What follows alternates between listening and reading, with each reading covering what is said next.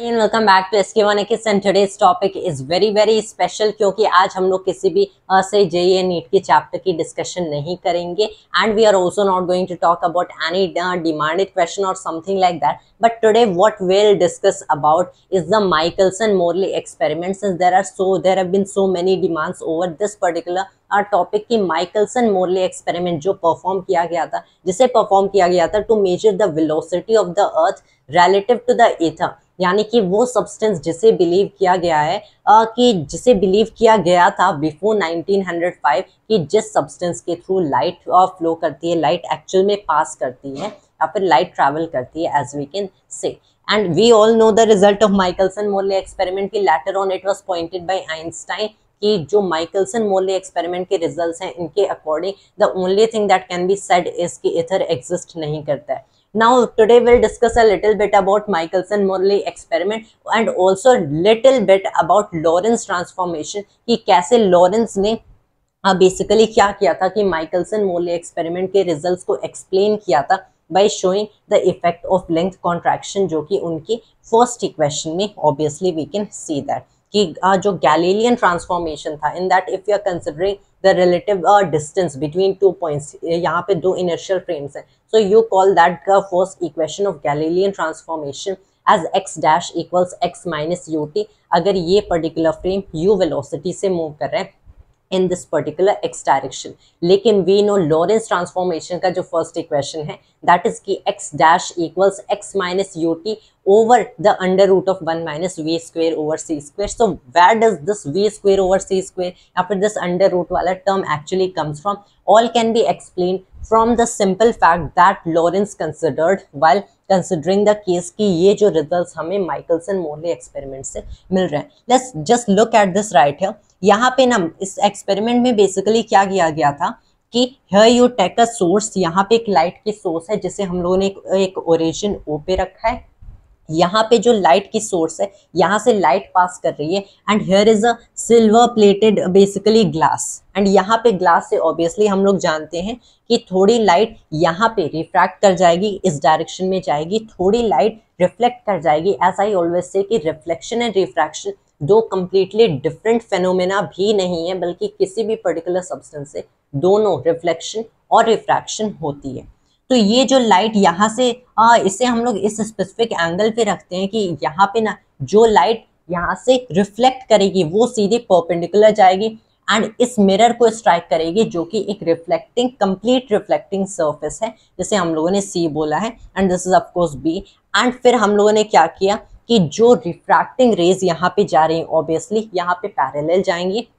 in the same direction and ये इस mirror को हिट करेंगी again a completely reflecting surface which is labeled as mirror E. तो यहाँ पे हमें बेसिकली क्या करना है कि ऑब्वियसली हम लोग जानते हैं कि ये जो एक्सपेरिमेंट किया गया था what was the sole purpose of this experiment, वो था to find the velocity u जिससे अर्थ मूव करता है इन स्पेस और रिलेटिव टू ईथर एक्चुअली. तो ये पूरा फ्रेम ऑफ रेफरेंस इस direction u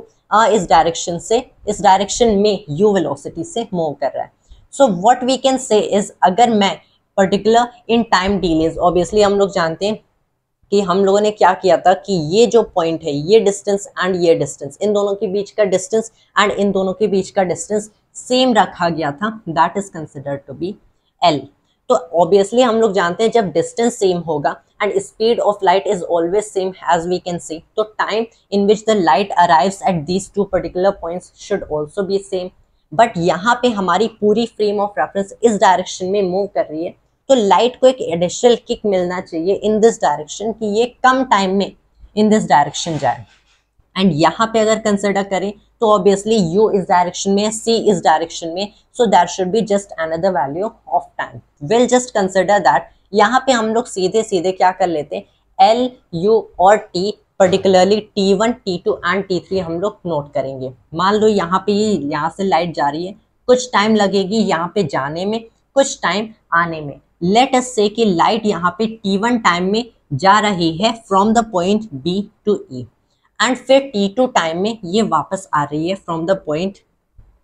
E to B. हम भी बेसिकली क्या करना है यहाँ पे T1 एंड T2 की पहली वैल्यूज कैलकुलेट करेंगे एंड यहाँ पे कंसिडर करेंगे कि लाइट को टाइम T3 लग रहा है एंड विल ऑल्सो प्रूव कि T3 जितनी टाइम में लाइट यहाँ पे जाएगी to strike the surface of the mirror the same time it will take to return to that particular point. T1 and T2 की पहली फर्स्ट ऑफ ऑल वैल्यूज क्या होंगी? As we know it is just so simple कि जो distance light travel करेगी it is with the speed c T1, basically it is with the velocity of light c, so that will be c T1 and obviously हम लोग जानते हैं कि जो distance light यहाँ पे जाने में travel कर रही है basically it can be written as c T1 equals L times में जब लाइट यहाँ पे मूव करेगी विद इट्स वेलोसिटी से c, यहाँ पे लाइट मूव करेगी with its velocity c, so in time T1 ये जो पूरा अपैरेटस है ये एक एडिशनल डिस्टेंस u T1 तक मूव कर जाएगा। It is just so simple, you don't need to consider relative velocity और anything. I am not just taking relative velocity और एनीथिंग, जस्ट कंसिडर दिस कि लाइट खुद की वेलोसिटी c से move कर रही है,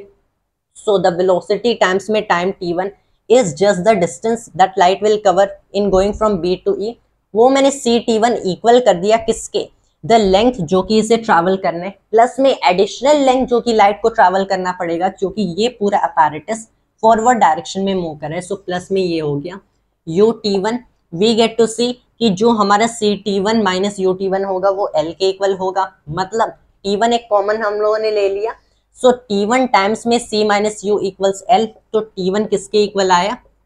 L minus L divided by में c माइनस u के। ये हो गए टाइम जो कि लाइट लेगी इन going from point B two point E। Light वापस कितने टाइम में आएगी? मान लो टाइम T2 में। अब T2 की क्या वैल्यू होगी? तो कैलकुलेट T2 हम लोग क्या करेंगे कि इस बार जो डायरेक्शन ऑफ लाइट की ट्रैवलिंग है इस डायरेक्शन में, so velocity is in this direction, तो obviously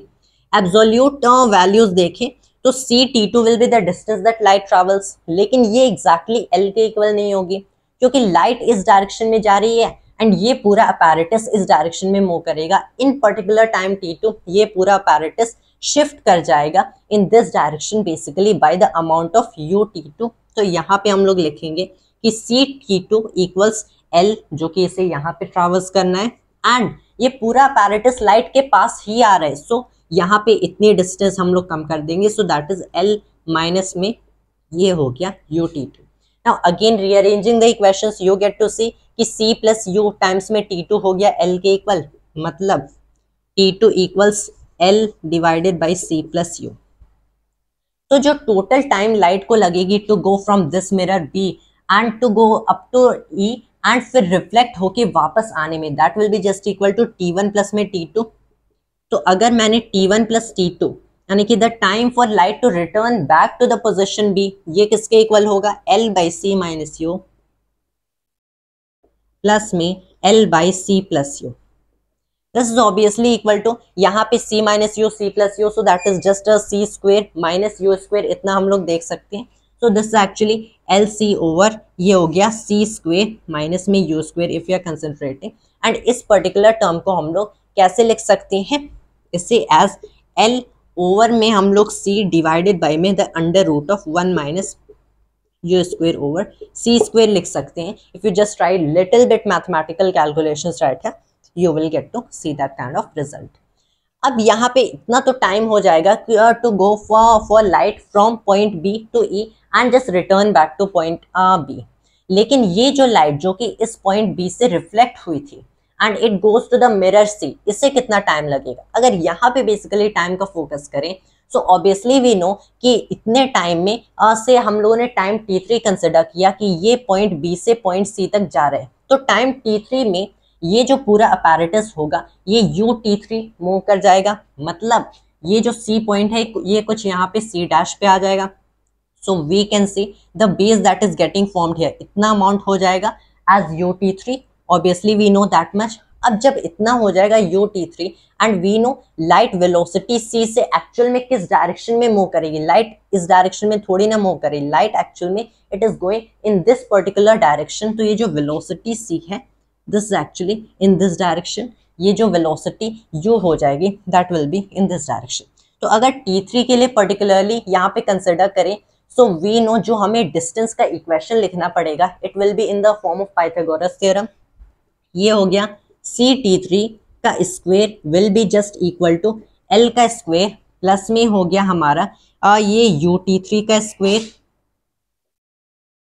so from here what we are basically getting कि ऑब्वियसली हम लोग जानते हैं ये हो गया सी स्क्वायर, अगेन t3 का स्क्वायर, यहाँ पे भी t3 का स्क्वायर है। इस इक्वेशन को रीअरेंज करेंगे। सो जब ये वैल्यूज बेसिकली यहाँ पे आएंगे, you are getting to see कि सी स्क्वायर माइनस में यू स्क्वायर एंड t3 का स्क्वायर हम लोगों ने कॉमन ले लिया इक्वल्स l का स्क्वायर हो जाएगा। When you right it in this kind of form तो आपको क्या मिलेगा कि t3 equals what, t3 equals हो गया l डिवाइडेड बाय में द अंडर रूट ऑफ ये हो गया सी स्क्वायर माइनस में यू स्क्वायर। अब again l divided by the under root of C square minus में यू स्क्वायर को मैं कैसे लिख सकता हूँ? This can be written as something like this कि मैंने c को बाहर ले लिया, when I take c as outside तो यहाँ पे 1 minus you square over C square बच गया एंड यहाँ पे बेसिकली l ओवर में c हो जाएगा। सो that is l over c का ओवर में अंडर रूट में हो गया 1 minus, sorry this is you square minus में c, you square divided by में c square,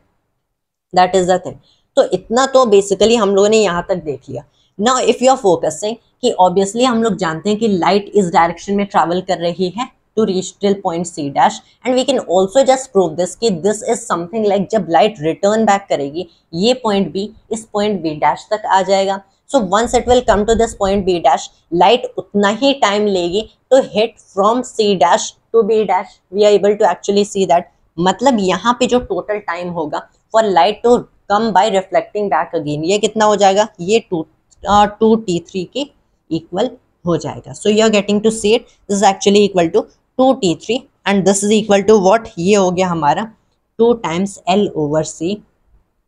over the under root of 1 minus you square over c square, right. We are able to understand that. तो यहाँ पे जो total time है ये basically किसके equal है, दिस इज इक्वल टू, ये हम लोगों ने लिख दिया था as l over c divided by में the under root of 1 minus you square over c square के। यहाँ पे जो टोटल टाइम है this is something like 2l over c divided by में द अंडर रूट हो गया 1 minus you square over c square के। यहाँ पे अगर हम लोग बेसिकली फोकस करें so what will gain from this equation is something like this कि ऑब्वियसली हमें डिफरेंट वैल्यूज ऑफ टाइम मिल रही हैं, लेकिन जब माइकलसन मोरले एक्सपेरिमेंट हुआ था सो व्हाट दे फाउंड कि उन्हें कोई वेलोसिटी ऑफ अर्थ स्पेसिफिकली मिल ही नहीं रही थी and that was something for this reason कि उन्हें क्या मिल रहा था कि दोनों total amount of time equal आ रहे हैं। The total time for light to go from this to this and return back and even for the time for light to go from this position to this position and again return back, ये equal values of time है।